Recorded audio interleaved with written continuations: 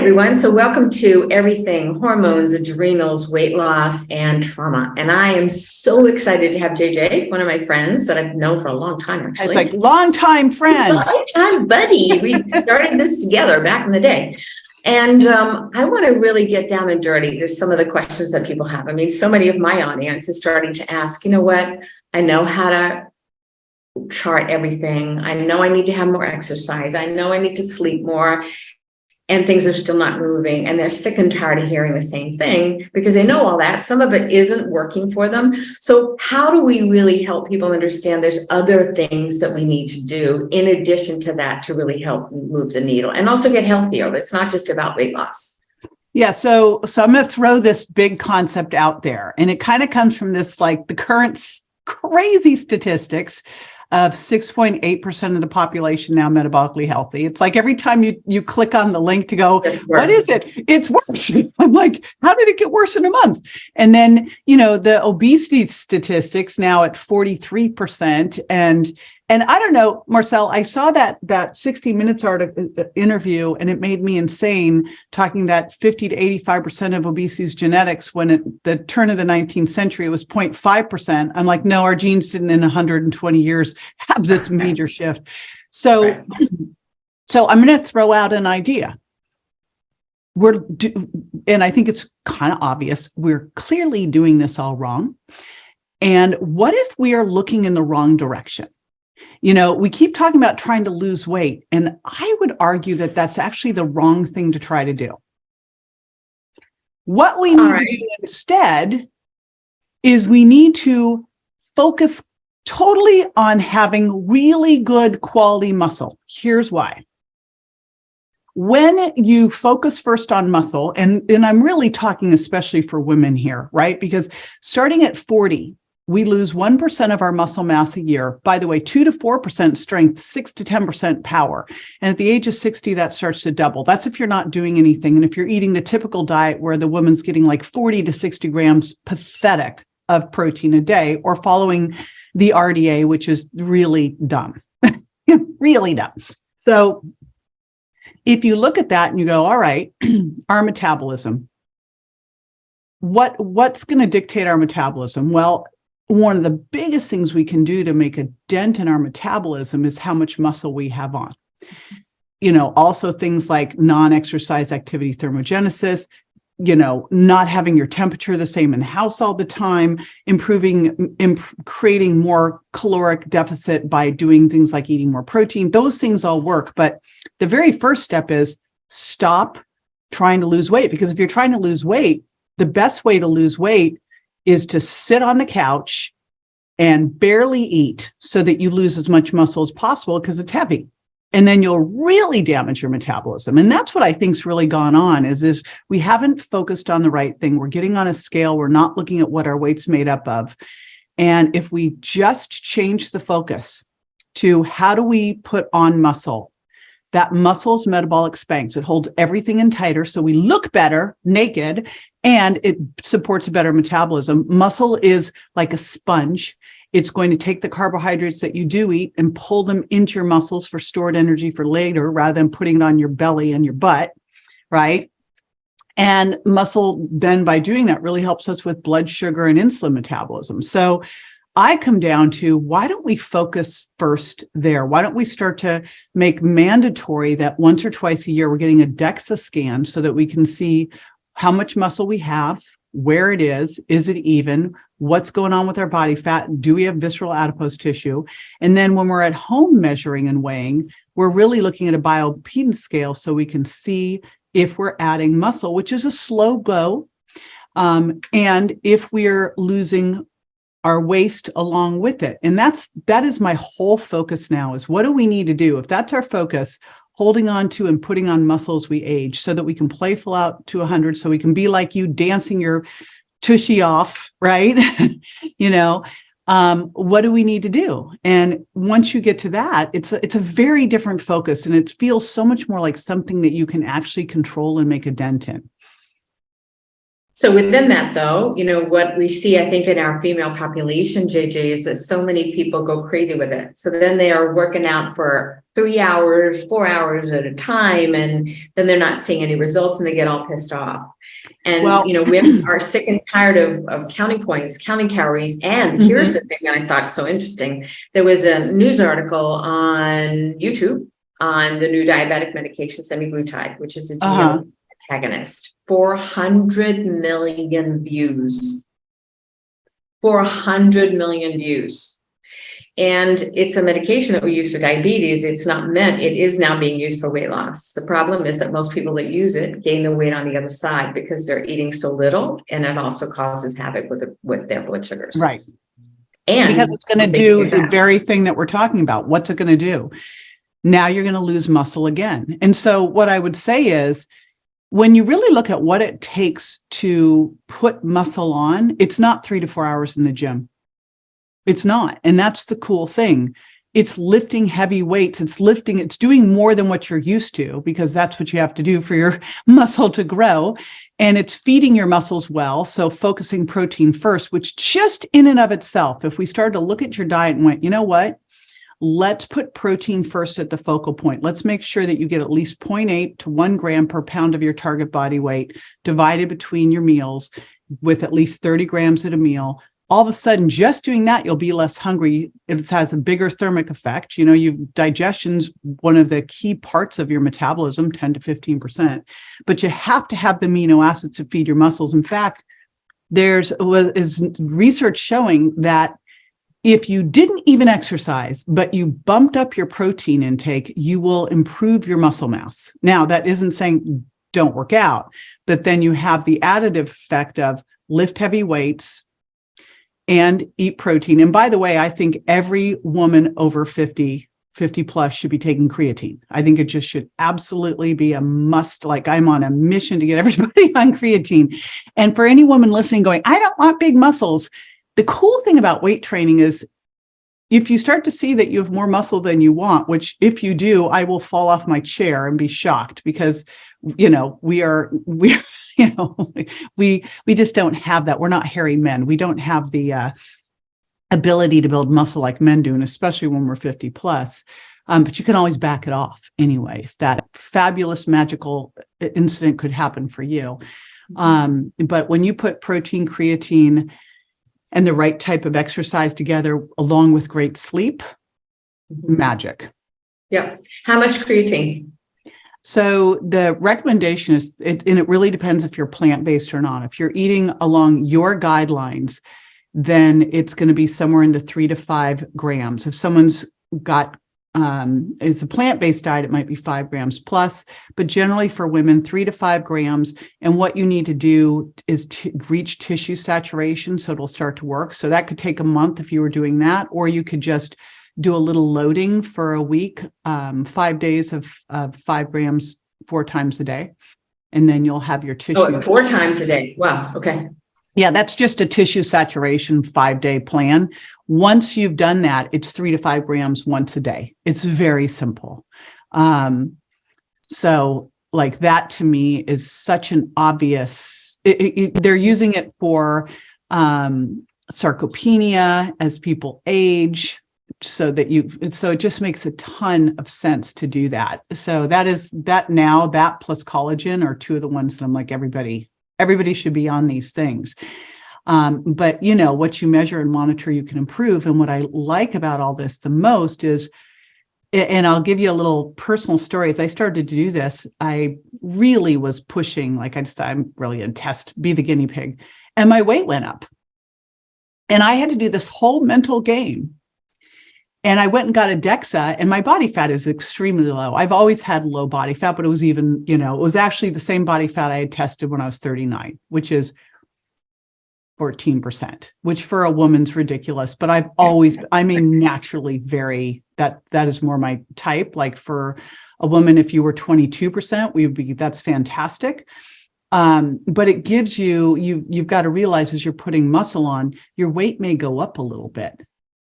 And if your weight goes up because you put on muscle, that's fantastic, because you'll actually work smaller sizes and you'll have a better metabolism. You'll burn more calories.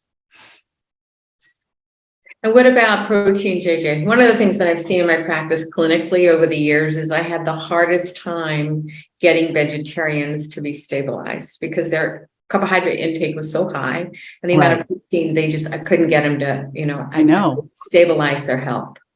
There's no way for a vegan or vegetarian. I know this is not popular, but you know what?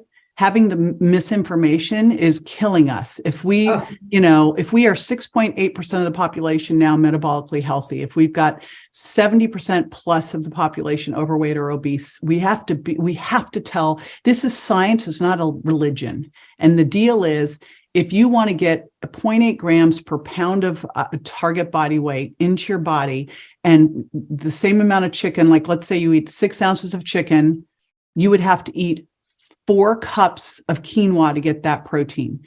There is no way as a vegan or vegetarian to get optimal protein without overloading your fat and carbs.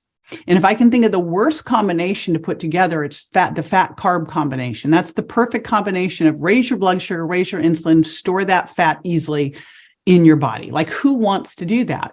So the only way to work with someone, and that's why I look at it with vegans or vegetarians, we're not saying don't eat plants. I think clean animal protein plus plants is the perfect combination because you've got, the proteins for building blocks for your body and the plants for building blocks for your microbiome. So it's like the perfect combo. But for someone who's a vegan or vegetarian, I always dig into, why are we doing this? Is it a health reason, or is it something that is a religious thing? If it's religious, hey, then we need to work on what we need to do here. But if you've been told somewhere along the line that this is the healthier thing, show me the research that grass-fed red meat steak is hurting you, because the research I'm seeing actually is helping you minimize depression, have better mental health outcomes. Like, show me that research, because it is a bunch of chatter out there that's not true. Absolutely. And it's damaging everybody's metabolisms. Oh my God. And more than that, I mean, if we look at some of the inflammatory cascades that go on with that amount of carbs that they have in their diet, and they're trying, desperately to do that. And then they're hungry all the time and they're eating. Right. It just doesn't work. I know when I was a vegan, it's like, how long have we been doing this? Like, I've been doing this 40 plus years. So I've been my own guinea pig, and I was a vegan. I was a vegetarian. I was going to be hospitalized when I was a vegan. They're like, we're either hospitalizing you or go get a chicken. I'm like, I'll get a chicken. I'll do that. Oh, no. I mean, I was macrobiotic early in my life. And I remember one time I was at the counter and somebody had a steak and I couldn't stand it. So I went back and got an organic steak and was like, that was it for me. It was like, ooh, I know. But just think of even the fatty acid imbalances you're going to get when you're trying to get your omega-3s from plants, but you're not going to get the EPA and DHA you need because you can't, break it down to that. And you're getting a lot of omega-6s. So you will be inflammatory. You'll have like too many carbs. It's impossible to do unless you use protein powders. And then even with the protein powders, I don't know how you're getting things like carnitine. I don't know how you're getting the DHA and EPA. What are you going to do now? Find algae, find protein powder, spike it with carnitine. At some point, aren't you scratching your head going, why do I have to use all of these other things? If I built a diet that if I have to supplement in order to get to the baseline nutritional needs I have, there's a problem. Mm-hmm. Oh, hands down. And you see it clinically in terms of things like cholesterol and blood sugars and things like that. On the weight loss plan that I have that about, my patients, their hemoglobin A1Cs come down 2 points sometimes in 12 weeks if they're diabetics. That's crazy. Cholesterol screaming down and blood pressure. I mean, but it's what we're talking about. It's protein and vegetables. So it really works well in that regard. Yeah. Research is clear too. Like, if you start with protein and vegetables, like, eat that first. You'll get some healthy fats from the clean protein. You'll probably use them on the vegetables. And then at that point, you'll see if you need what else you might need. But for most people, that's like, just start there. You'll actually get full. Well, let's talk about something else, JJ, and that is that, a lot of women have unbelievable sugar cravings and also unbelievable cravings for carbohydrates. So let's kind of look at that and unwrap that, because as you know, the food industry is very much oriented towards how can I get people to eat more than one of anything. Mm-hmm. So they've got additives in it that really contribute to that. But let's talk about sugar first, because sugar has no redeeming factors. If it ever had to be FDA approved, it wouldn't, because it has nothing in it that's helpful except for it tastes good. Right. I remember when I wrote the Sugar Impact Diet, Marcelle, my mom, we were going to Hawaii together, and she said, well, I was getting groceries ordered in, and she goes, well, I'm going to eat light while I'm there. So just get me orange juice, toast, white bread, jam, cereal, skim milk. I'm like, whoa, did you read my book? But she told me, she's like, what, huh? She said, yeah, but we need sugar. Right. I was like, holy smokes, what, like, this is what the belief is out there. Wow. I think the reason we're craving is because we're not getting enough protein. Yeah. I think the reason we're craving is because we're eating these. I think we really need to distinguish. I call them dirty processed foods, because all food that we're eating, basically, unless you live on a farm, is processed. We want to make sure that we're not eating these foods that have been processed to turn us into craving monsters, which is what these things have. And, it doesn't matter if it says keto on it or whatever. Like, we found this little keto cereal that I literally have to measure out and let myself have, because left to my own devices, I would eat the entire thing. And it would be ridiculous. Too much healthy food's unhealthy. These things are all designed to make you want to have more and more and more. Hands down. Yeah, hands down. Right? Yeah, I mean, they mess your taste buds up, because now something that should be sweet and should taste delicious, a blueberry, a blackberry, an orange, all of a sudden tastes bland, because you're so used to all this, ultra processed stuff that is built to make you just crave it. And you get duped by looking at these things, because oh my gosh, they made a candy bar healthy. It's like, no, it's a candy bar. Yeah, right. And this 25 grams of sugar, 33 grams of sugar or whatever. Yeah, exactly. Right. It's still So a candy. what do you suggest for people that are just craving it? How do you get people to really, because it is something that's a huge issue for women, especially when they're still having periods and it's premenstrual, or they're kind of shifting that dynamic and going to perimenopause. Yeah. Oh my gosh. For those of you who are, having periods, perimenopause, the light is so much better at the end of the tunnel, is all I have to say. Like, it's so good. Who knew? My gosh, it's the way to go. What you see is what you get. You're not going up and down anymore. It's like steady as they come. So good. So yeah, I really believe that it really comes from food, but that we have to, because it's an addiction. I mean, I love what Mark Hyman called it. He goes, sugar's our number one recreational drug of choice. And so in order to break that, you have to really focus on it. Now, I don't believe that you go cold turkey. I think it's just like, hey, I think I'm going to go keto after eating this high carb diet. No, you don't do that. Your body has to learn how to shift and become a hybrid. So I think the first thing that we do is add before we take away, get in the protein, get in the vegetables, and start to become aware of the different levels of sugar in food, and start to downshift. I call my red sugar impact foods, things like potato chips, the stuff we know we shouldn't be eating. What could we substitute in for that? Could we take a potato chip and maybe switch it to a Siete chip? Is it something you should be really eating a lot of? No, but it's way better than the potato chip to start. So we just start doing some downshifts, and we do that for a week or two so that we get used to having more protein. We get used to having more non-starchy vegetables, so our fiber's up, better blood sugar control, and then we downshift all the way into getting all the sugar out. Even I take all fructose out for a couple of weeks, because I want people to just lose that ability that we build over time to get really good at transporting fructose to the liver and making fat. I don't want to be good at making fat. I want to really, that's not a skill I want to have, So I want to be good at burning it, right? And so, yes, you can totally accomplish it, and give yourself a couple weeks to do it. It's like, you can't go from eating sugar. And I think people don't realize how much sugar is sneaking into their diet. So it always starts first with that awareness, that monitoring to see, which you can do with any of these tracking, tracking apps are so great. I believe we all should take a week and just track just for awareness to know how much protein we're really getting in at each meal, how much sugar is really happening, just for the awareness, not as a long-term thing, because like that's no way to live. And you don't need to once you're done. Just like I think it's great to wear a CGM, a continuous glucose monitor, for a month to really start to go, oh, shoot, when I eat at 9 o'clock at night, man, that messes up my morning blood sugar. Man, I don't sleep very well. Right. Yeah, my sleep was trashed, So just so you can really connect the dots between your habits, between what you're eating and how you feel.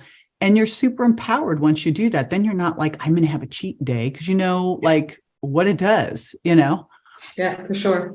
So there's a couple of other things too that I notice also. And when people don't have enough sweetness emotionally in their lives, they also go for sugar. And when their neurotransmitters are imbalanced, that's the other time that I see people really craving sugar as well, because it's one of those quick fixes that helps increase serotonin temporarily. So I think you're right. That combination of you can't stop cold turkey. It just doesn't work. But to be aware of how much you're getting in and what you can do about it really makes a big difference. And I think so many people need to learn about themselves and they don't know. Yeah. They don't have to sit back for a moment and go, I know. Treat yourself, become a scientist, and take the shame out. Take the shame, take the desperation, all of the self-loathing, lose that. Easier said than done. But if you approach this scientifically and go, all right, I'm just going to now start to really see what works for me and what doesn't. It's a very different thing. And I, as you were talking about the sweetness thing, I was thinking back to a study where they were giving women, it was overweight and obese women, they were giving them 5-HTP to help with their depression, 100 milligrams 3 times a day, if my memory serves. And they were like, why are they losing weight? And because they weren't craving sugar anymore, because all of a sudden their serotonin levels were where they needed to be. So, I love what you do, because you look at all of the different biological aspects, so that stuff can get handled. There's so much with your program that immediately gets handled that someone that doesn't necessarily need to know all the science behind, because you've already figured it all out for them.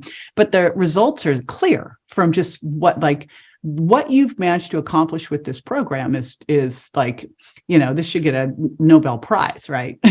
In my humble opinion. But it's because you're addressing those things that people have so much shame about, because they feel like they're a bad person when they're, just being, their biology's off, like their biochemistry's off, and it's not their fault, but they need to know it so they can get it fixed. I did a quiz with some of the participants, and I said, I just want you over the next week, an hour a day, pay attention to how often you denigrate yourself. Say, I don't have that much stress. There's not much stress going on in my life. I said, okay, just for an hour, write down how many times. Most of the women said 60 times in that 1 hour they did once a week. So if you kind of multiply that as how often we're, denigrating ourselves, or it's this or it's that, or we're really so hard on ourselves, that also changes our neurotransmitters. That also changes our cortisol level. That contributes to all of what you're talking about in that inflammatory cascade as well. So we've got that on top of it as well.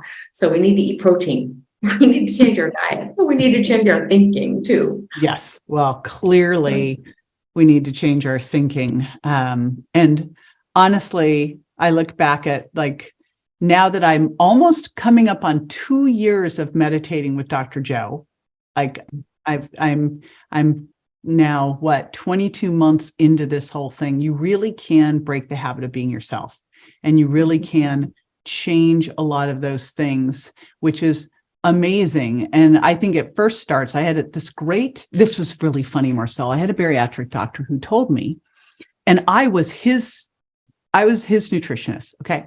So I'm the nutritionist for this bariatric doctor, helping him because he is obese. You cannot make this up. Okay. So he's obese, but he has a bariatric practice, and he tells me, he goes, I have a thing that I use, and if the patient will do it, it works 100% of the time. And I'm like, well, why wouldn't we make this mandatory? And I'm like, well, what is this thing that you do? And he said, I have them take a picture of the body they really would love to have. That is their ideal, right? And I think that's an important thing, not society's ideal. Like, what would be best for them? Yeah. Put their face on it and carry it around. Mm-hmm. Because you have to believe it, right? So it's just everything's created twice, first in your mind's eye, and you start living as if, because you're seeing yourself there already, right? And seeing is believing. And so the obvious question was, well, dude, why aren't you doing that for yourself? But, it's such a thing because we have to be able to really believe that we can be there. And, it's one of the things I've done, JJ, for forever is I have them oftentimes take a picture, on their phone or whatever, what they used to look like. And then I have them take a picture with their own head of that person and put it in their journal and look at it every single day, because that is exactly right. As we think, so goes our life. Yeah. And of course, that picture that they used to look like was the picture that they didn't like either. Right. I mean, that's the funniest part. Are you kidding? Absolutely. Yeah. So it's really looking at it now from the perspective of, oh, okay, that's what I want to embrace now in myself. And it's so true. We know that from science now as well. But what if we embraced strength? What if we embraced energy? What if we started focusing on metrics that we can very clearly impact? And we know that if we impact those, it will fix the rest. If we fix our blood sugar, if we fix our sleep, if we build that muscle mass, so much stuff fixes. Oh, absolutely. And, my big thing is always our heads, what we're thinking and our stories. If we don't deal with that story, at some point our story deals with us. And one of the chapters in my book was our issues are in our tissues. And that's a huge part of what we're talking about today as well, is understanding all those dynamics about who you are. And all of those pieces make up you. And you're a unique you. And then we just have to help people figure out how do we unravel that together with the sugar, with the protein, with the creatine, with all of that stuff, because we can all, as we age, get even healthier. We know that now. We know that more than ever before. And the notion for menopausal women is kind of like, oh my God, you're over the hill. Good luck. It's like, oh my God, that is so passé. It's just not true anymore for women. No, it's like you're in the best phase of your life. Game on is my statement on all this stuff. I was like, God, if someone had told me what this would be like, I would have just fast forwarded over to here, Okay, that's a great note to leave on. So anything else that you want to tell the audience, JJ, these, breaking pieces of information, breaking news that you have that you want to let people know about, because people are sick and tired of the old. Yes. Well, I will tell you, I don't know if you know this, but I am about to turn 60. Yes. Yay. I know so I've been training for it, and I am happy to say that I am actually healthier, fitter, more energetic. Like everything is better here than it was turning 50, certainly turning 40, certainly turning 30, like all of it. So I've just decided that I'm going to be a poster child woman for what is possible, because I feel like so much out there is portraying women again, oh, they're over the hill, not like, oh, they're rocking it. And I'll leave you with this. I went to the Grammys a couple of years ago, and we didn't know when we were going that it was like the women's year. And so it was a bunch of friends you would know. And we were watching this whole thing with Dolly Parton and J-Lo and Diana Ross, who was doing her 70th birthday party, and everyone was singing to her, and she was in a ball gown. I mean, it was absolutely fabulous. Dolly Parton was killing it. And we just looked at this and went, we have so much time. Right. Like, what if those years 50 plus were really the years that were going to be your best years, your most productive years, your most fun years, your most purpose-driven years? And I think it's really up for us just to decide and choose that they are. But it's also up to us that are in the field, JJ, to be mentors for that. One of the big things that I have in my life is I got to walk my talk. If I don't look the part, if I don't behave the part, if I don't inside enough to look at me, I have no business talking to other people. And you've always done that. You always have. Yeah. So JJ, if they want to learn more about you, where do they go, and how can they learn more about your programs and all amazing things that you do and have done that for years? So jjvirgin.com. I created something fun too, because I feel like you hear all these things, you're like, so I created a roadmap that's like, start here. And it just takes you through the process. And that's at jjvirgin.com/roadmap. So an easy thing if you're looking at like, what's step one? Okay, awesome. And you have books. What about the books? How many books I do you have books. And by the way, new books coming out next year. Swap it to drop it. But right now, Virgin Diet, Sugar Impact Diet are the two most important ones. I really feel like, everyone's got to figure out their hidden food intolerances. What's great on your program is that you pull all those things out so we don't have to worry about them, right? Because if you are inflamed, it actually interferes with your body's ability to build muscle. It shuts down muscle protein synthesis. So inflammation has so many things that it wreaks havoc on, but that's one of the ways it wreaks havoc on your metabolism. And as we know, like the biggest source of inflammation is going to come from what's the end of your fork. Yep. Oh my God. Absolutely. Awesome. Well, thank you. Thank you, my dearest friend. And I'll let you know when we're going to put this up, and we'll let the world know because I think it's important information. Thank you, honey. When were you on my podcast last? We should bring you back on too. I think that I have a time, or I think I'm in the calendar. You have one? If I'm not, yeah, if I'm not, I'll reach out and we'll do it then. Yes, please, pretty please. Okay, will do. All right. Thank you. Bye. Mwah.